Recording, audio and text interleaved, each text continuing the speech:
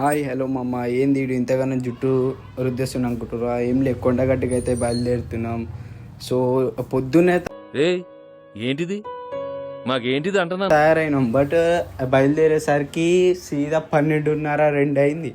అట్లుంటుంది మనతోని, మామూలుగా ఉంటుంది. ఏముంది ఇందులో? నీ దైత్యం తప్ప నాకేం కనపడతలేదు. అట్లా చిన్న జోకులు వేసుకుంటూ అయితే వెళ్ళినాం. సెట్ బస్సు వచ్చింది, బస్సు ఎక్కినాం, సెట్ అయిపోయింది.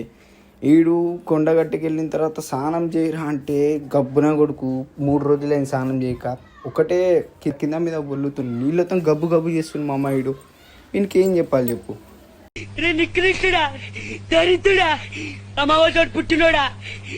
రారా బయటకంటే బయటికి రాను, బాగుంది అంట, మునుగుతాండు. అదేమో లోతు కూడా లేదు. ఓ చూసేటోళ్ళకేమో అమ్మ ఈడేంది ఇత్త కొడుతున్నా అన్నట్టుంది. సరే అని చెప్పేసి పక్కొస్తే వీడొకడు, వీంది కథ అయిపోయింది అనుకుంటే మళ్ళీ వీడు కొబ్బరికాయ దొబ్బేశాడు మా అమ్మ తింటుంటే చేతి దగ్గరికి వెళ్ళి. ఎందుకంటే అంటేనేమో అందరికీ కోపం వస్తుంది, అందరూ హర్ట్ అయిపోతారు. మళ్ళీ ఫోజులు ఒకటి. లాస్ట్కి అయితే ఫైనలీ మంచిగా అయితే దర్శనం అయింది. ఏదేమైనా కానీ లాట్రా. అందులోనే మమ్మీ వాళ్ళు కూడా చిన్న నడికేసారు వాక్. ఇది వచ్చేసి కొండగట్టు. ఓకే, థ్యాంక్ యూ మామ, థ్యాంక్ యూ ఫర్ విజిట్.